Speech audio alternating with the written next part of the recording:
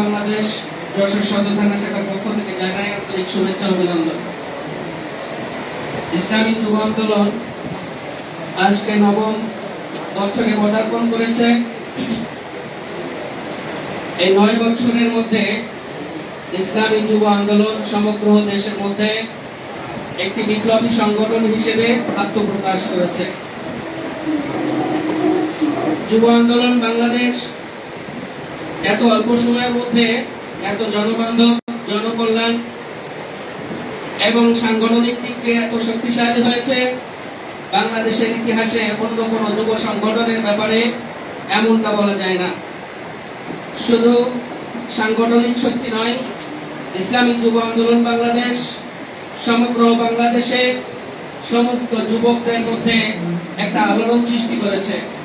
শুরু থেকে নিয়ে আজ পর্যন্ত বিভিন্ন ইস্যু, ইসলাম দেশ মানবতার জন্য আন্দোলনকে আরো ব্যাপকভাবে সময় দিতে পারি।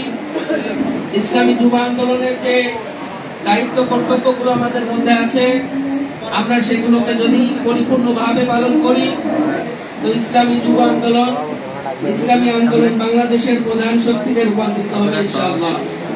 এই বলে আমি আমার সংক্ষিপ্ত বক্তব্য এখানে শেষ করছি।